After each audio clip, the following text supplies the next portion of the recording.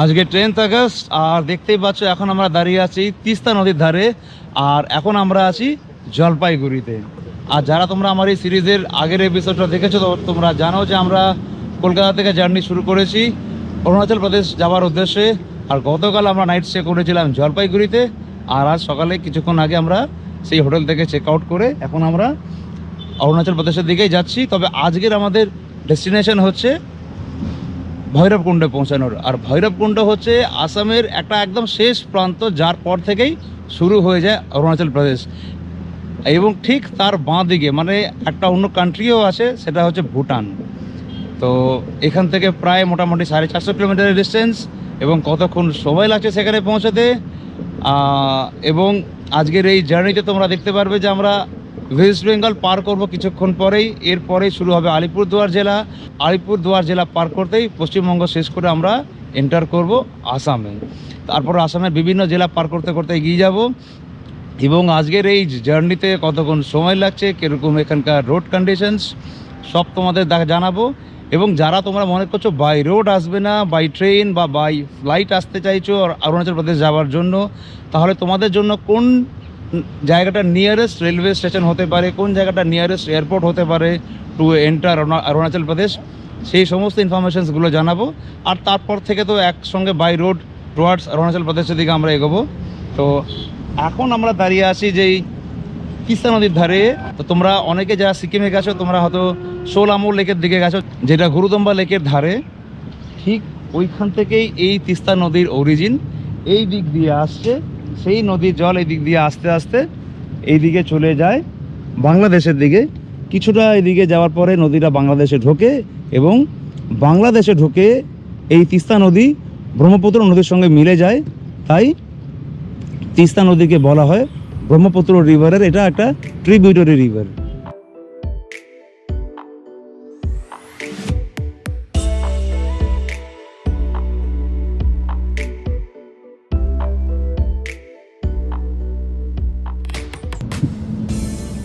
Jalpaiguri city থেকে মোটামুটি প্রায় 30 কিলোমিটার এগোনোর পর এখন আমরা যেই নদীটা পার করছি এইটা হচ্ছে জলঢাকা নদী। যারা তোমরা সিকিমের নাথাং ভ্যালির কাছাকাছি গেছো ওখানে তোমরা নিশ্চয়ই দেখে থাকবে একটা কুপুপ লেক বলা হয়, কিংবা ওটাকে বলা হয় এলিফ্যান্ট লেক। সেই লেকের ওখান থেকে সেই জলেই এই নদীর সোর্স এবং সেখান থেকে এই নদীটা ধীরে ধীরে ভুটানের দিকে ঢোকে। তারপর এখান থেকে আমাদের ঠিক আমরা এখন যেখানে আছি এদিক দিয়ে ডান দিকের দিকে চলে যাচ্ছে, ডান দিকের দিকে চলে যাচ্ছে মানে বাংলাদেশের দিকে ঢুকে যাচ্ছে। বাংলাদেশে ঢুকে এই নদীটাও কিন্তু সেই ব্রহ্মপুত্র নদীর সঙ্গেই মিলে যায়। তাই এই নদীকেও ব্রহ্মপুত্র নদীর একটা ট্রিবিউটারি রিভার বলা হয়। And this Jaldhaka river is also called a transboundary river. এইখান থেকে এই ধূপগুড়ির এখানে এই যে মোড়টা দেখছো এখান থেকে ডান দিকে আমরা যাচ্ছি না, এই ডান দিক দিয়ে চাইলে যাওয়া যেতে পারে। ডান দিকে রাস্তাটা চলে যাচ্ছে ফালাকাটা হয়ে, অ্যাকচুয়ালি NH-27 ডান দিক দিয়ে চলে যাচ্ছে, কিন্তু আমরা এখন গয়েরকাটা হয়ে যাব। তারপরে আবার গয়েরকাটা ঘুরে আমরা আবার NH-27 পরে এসে মিট করবো। আবার ফালাকাটা দিয়ে গেলে পরে রাস্তাটা একটুখানি খারাপ আছে, তাই আমরা ফালাকাটাটা অ্যাভয়েড করছি। এই ডান দিকে দেখতে পাচ্ছ যে গেটটা, এটা হচ্ছে জলদাপাড়া ন্যাশনাল পার্ক। এই জলদাপাড়া ন্যাশনাল পার্ক হচ্ছে ইন্ডিয়ার মধ্যে একটা এমনই ন্যাশনাল পার্ক যেটা after Kaziranga national park second highest number of one horned rhinoceros এখানে পাওয়া যায়। এবং এই জলদাপাড়া ন্যাশনাল পার্কের এরিয়া হচ্ছে অ্যাপ্রক্সিমেটলি 216 স্কোয়ার কিলোমিটারের মতো।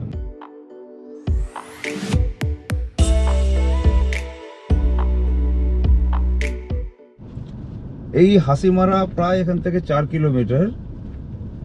আর আমি তোমাদের এই জায়গাটা এই জন্য দেখাতে চাইছি, যারা তোমরা ভুটানের দিকে যাবে তারা এখান থেকে জয়গাঁওয়ের দিকে বেরিয়ে যাবে। জয়গাঁওয়ের রাস্তাটা এখান থেকে দেখো বাঁ দিকে বেরিয়ে যাচ্ছে। এখানে 3টে রাস্তা দেখতে পাচ্ছ। সবার ডান দিকে যে রাস্তাটা আছে ওটা দিয়ে গাড়িগুলো আমাদের দিকে আসছে। আর ঠিক এখান থেকে হাসিমারা প্রায় 4 কিলোমিটার, এটাই জানবে। এখান থেকে হাসিমারা প্রায় 4 কিলোমিটার। তার আগে যারা তোমরা ভুটানের দিকে যাবে এইখান থেকে বাঁ দিকে যে রাস্তাটা যাচ্ছে একদম বাঁ দিকে, ওটা দিয়ে বেরিয়ে যাবে, গেলে পরে জয়গাঁও। কিন্তু আমরা এখন ভুটান যাচ্ছি না, মানে জয়গাঁওয়ের দিকে যাচ্ছি না, আমরা এখন যাচ্ছি ভৈরবকুণ্ডর দিকে, কিংবা বলতে পারো আসামে আমরা এন্টার করব বনগাইগাঁওয়ের দিকে, সেদিকে আমরা এখন এগিয়ে যাচ্ছি টুয়ার্ডস বনগাইগাঁও।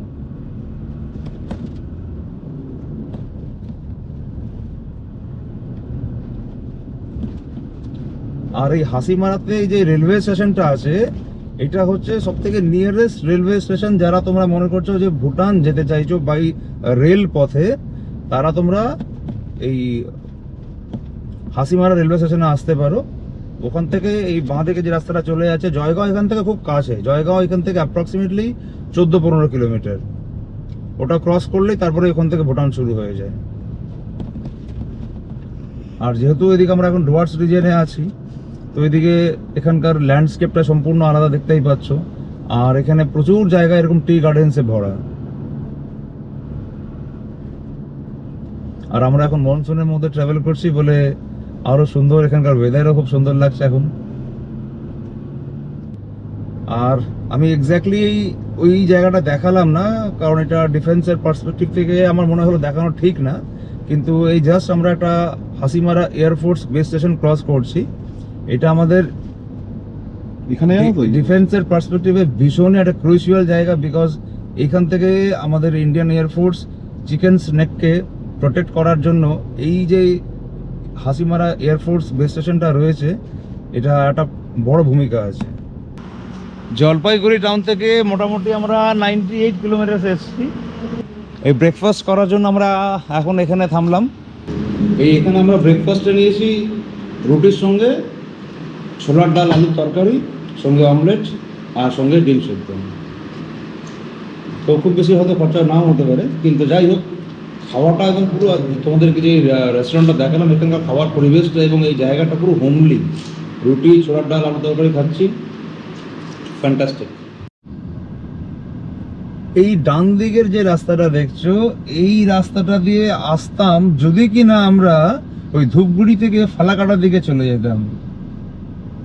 এই ডান দিকের এই রাস্তাটা ওই ফালাকাটা হয়ে ইভেন আলিপুরদুয়ার টাউন, একটু ঘিঞ্জি এরিয়া, ওইটা হয়ে তারপরে এই জায়গাটা এসে মেলে। আর আমরা এত সুন্দর, এত স্মুথ রোড দিয়ে এলাম। আমি তোমাদেরকে একদম গ্যারান্টি দিয়ে বলছি, হাইলি রেকমেন্ড করছি যে তোমরা ভুল করে ওই রাস্তাটা দিয়ে আসবে না, এই রাস্তাটা দিয়ে যাবে। মাখনের থেকেও বেশি স্মুথ রোড যদি কিছু হয় তাহলে এই রুটটা, মানে পার্টিকুলারলি এই সেকশনটা। এইটা ছিল NH 317। আমরা ধূপগুড়ি পার করে তারপর ওই গয়ের কাটা হয়ে জলদাপাড়া, ওখান থেকে যখন আসছি জলদাপাড়া থেকে এই অবধি প্রায় 70-80 কিলোমিটারের মতন হবে। This section is fantastic.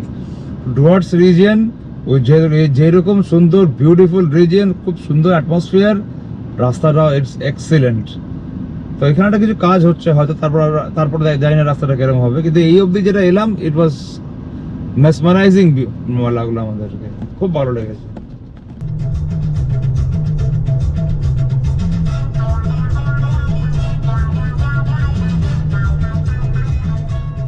এখন আমরা যেই নদীটা পার হচ্ছি এটা হচ্ছে রায়ডক নদী।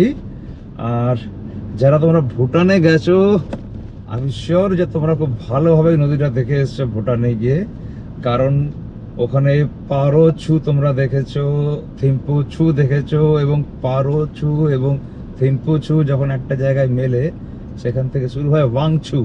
সেই ওয়াংছু নদী কিন্তু ওখান থেকে দক্ষিণ দিকে নামতে নামতে এইখান দিয়ে ক্রস করে যাচ্ছে, আমাদের ডান দিক দিয়ে ক্রস করে চলে যাচ্ছে বাংলাদেশে, এবং বাংলাদেশে গিয়ে ব্রহ্মপুত্র নদীর সঙ্গে মিলে যাচ্ছে।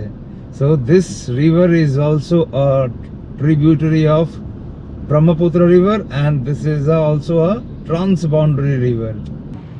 এই যে নদীটা দেখছো, এই নদীর ওই পারেই হচ্ছে আসাম। আর আজকে শুরু থেকেই তোমাদেরকে আমি কয়েকবারই বললাম যে কত নদী দেখালাম, নদীগুলো উত্তর দিক দিয়ে আসছে এবং এইদিকে চলে যাচ্ছে, মানে দক্ষিণ দিকে চলে যাচ্ছে এবং শেষমেশ বাংলাদেশে ঢুকে যাচ্ছে।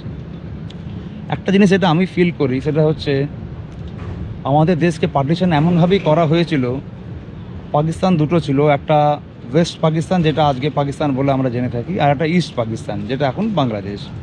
এই দুটো জায়গাতে কিন্তু প্রচুর নদী ঢোকে। ইনস্পাইট অফ দ্যাট ওদের অলওয়েজই রিকোয়ারমেন্ট থাকে যে জল দাও জল দাও জল দাও, সব জলই ওরা ইন্ডিয়া থেকে নেয়। তোমরা জানো যে ইন্ডিয়ার নর্থার্ন ইন্ডিয়ার প্রচুর নদী ওয়েস্ট পাকিস্তানে যায়, মানে যেটা এখন পাকিস্তান বলি আমরা, এবং ইস্ট পাকিস্তান সেই সময় ছিল যেটা বাংলাদেশ। কতগুলো নদী দেখালাম, যেটা বলো তো আমাদের ইন্ডিয়া থেকে হয়ে চলে যাচ্ছে বাংলাদেশে, যেটা সেই সময় ইস্ট পাকিস্তান ছিল।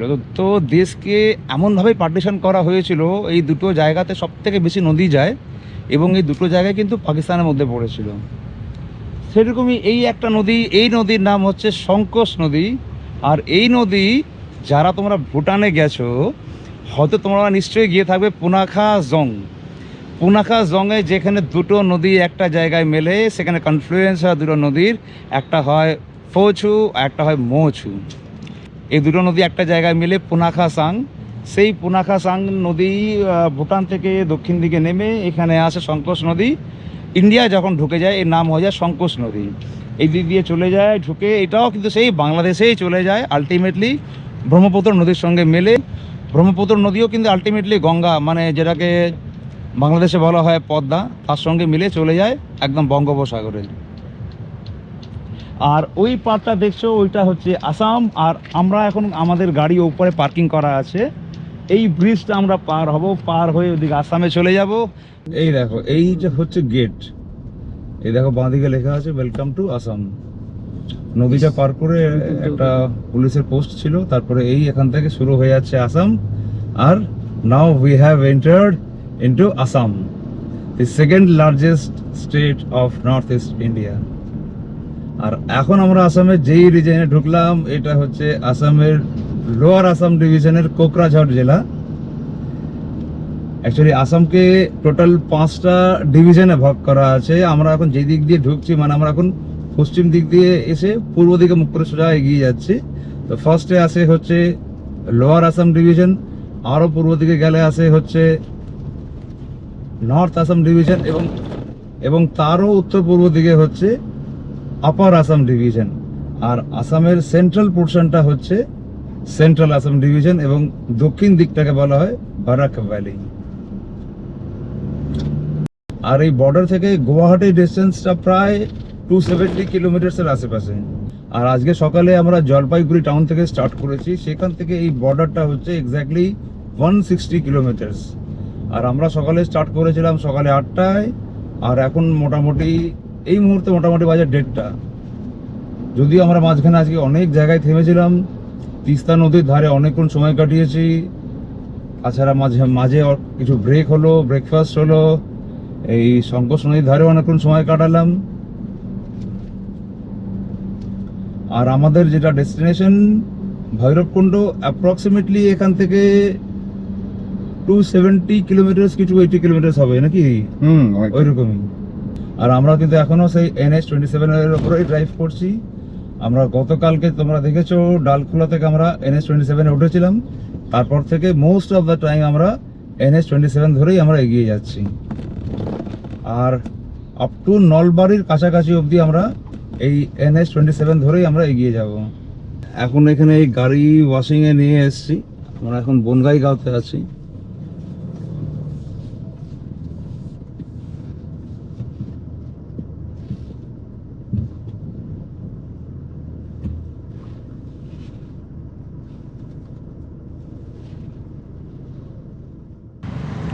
এখন আমরা আসামের বনগাই গাঁওতে আছি, আর এটা হচ্ছে ইউনিভার্সাল মল। তো আমার ওই দুই বন্ধু এখানে কিছু শপিং করতে এসছে, আর আমি দেখলাম, সুযোগ পেলাম, এখানে একটা জায়গাতে কার ওয়াশিং সেন্টার আছে। তো আমার গাড়িটা ওয়াশিংয়ে লাগিয়ে দিয়েছি। এই গাড়ি যখন পরিষ্কার করা হচ্ছে, এটা দেখে আমি ভীষণ স্যাটিসফাইড।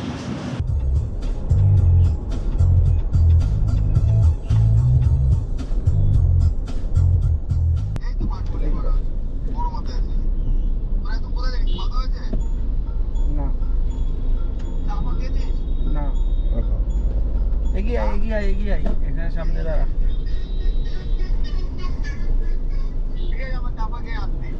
ওরাও চা খেতে দাঁড়িয়ে, বলো আমরা চা খেতে দাঁড়িয়ে, চা খেতে দাঁড়ালাম, এই সামনে চলে আয় তাহলে।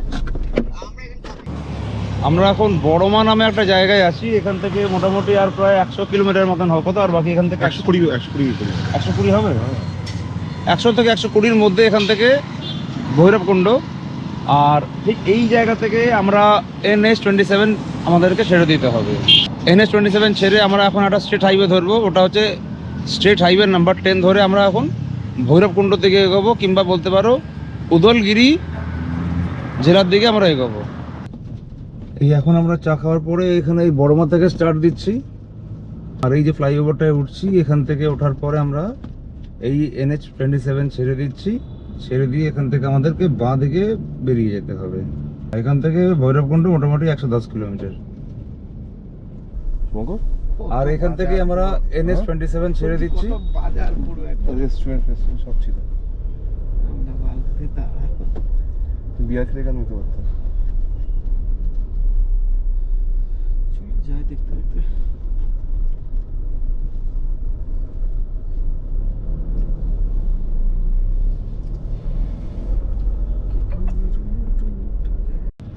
বড়মা থেকে যখন থেকে আমরা NH27 ছাড়লাম, তারপর থেকে প্রায় 10-15 কিলোমিটার চলে এসেছি। আর এখানকার রাস্তার কন্ডিশন কিন্তু ভালো নয়, মানে কাঁচা রাস্তা, তার মধ্যে চারিদিকে প্রায় গর্তই ভর্তি। আর যেহেতু এখন মনসুন চলছে, প্রত্যেকটা গর্তে জলে ভর্তি, আর প্রচণ্ড রাস্তাটা রাফ রোড, খুবই মানে আবর খবর বলতে পারো, গর্ততে ভর্তি। যারা শহরে গাড়ি চালিয়ে অভ্যস্ত এবং যারা শহরে গাড়ি চড়ে অভ্যস্ত, তারা কিন্তু এই রাস্তায় জার্নি করতে পারবে না, একটু ডিফিকাল্ট হয়ে যাবে তাদের জন্য। কালকে রাত্রে আমরা এখানে এসেছি উদলগিরিতে। অ্যাকচুয়ালি আমাদের প্ল্যান ছিল যে ভৈরবকুণ্ডতে যাব, কিন্তু আমাদের সঙ্গে যারা রয়েছে ওরা চাইছিল এসি রুমে থাকার জন্য। এবং ভৈরবকুণ্ডতে আমরা over the phone net search করে যা দেখলাম যে এসি রুম পাওয়া যাচ্ছিল না। তো ওখান থেকে প্রায় 20 কিলোমিটার আগে, মানে এর পরে হচ্ছে ভৈরবকুণ্ড। তো আমরা এখানে থেকে গেলাম। আর কালকের জার্নির কীরকম এক্সপিরিয়েন্স হলো, আমার সঙ্গে যে আরেকটা গাড়ি নিয়ে আসছে হুন্ডাই আলকাজার, সেই হুন্ডাই আলকাজার চালাচ্ছে আমার বন্ধু সৌরভ। ভাই, তোমার কালকের জার্নির এক্সপিরিয়েন্সটা বলো। অলরেডি আমরা 900,000 কিলোমিটার ড্রাইভ হয়ে গেছে। রাজেশ তো 1000 কিলোমিটার ড্রাইভ হয়ে গেছে দুদিনে। আমার 900 কিলোমিটার ড্রাইভ হয়ে গেছে। মানে জার্নি হচ্ছে এক ধরনের মানে অসাধারণ জার্নি। ঠিক আছে, আজকে আমরা যাব, মানে মোটামুটি আজকে আমরা অরুণাচল ঢুকে যাচ্ছি। আজকে আমরা এখান থেকে বেরিয়ে যাব ভৈরবকুণ্ড। ভৈরবকুণ্ড থেকে হয়ে মান্ডালা টপ হয়ে এই রাস্তাগুলো আমরা দেখতে দেখতে যাব। ওখানে অনেকগুলো ভিউ পয়েন্ট আছে, হ্যাঁ, ওয়াটারফলস আছে, লেক আছে। তো আমরা এগুলো সমস্ত দেখতে দেখতে যাব। ঠিক আছে, ব্যাস এই অবধি। বাকি ভিউ ওখানেই দেখানো হবে। Okay, good morning, happy journey, thank you everyone, thank you viewers. এবার আমি একটু কালকের এক্সপিরিয়েন্সটা বলে রাখি। কালকে যতক্ষণ অবধি ডে লাইট ছিল তোমাদেরকে দেখালাম, তখন আমরা ছিলাম লাস্ট হচ্ছে বড়মার পর থেকে যারা তোমরা এদিকে আসতে চাইছো, এটা আমি জানিয়ে রাখি, যারা মনে করছো যে অফরোডিং করতে একদম ভালোবাসে না, রাস্তা খারাপ হলে যেতে ভালোবাসে না, তাদের জন্য এই রুটটা নয়।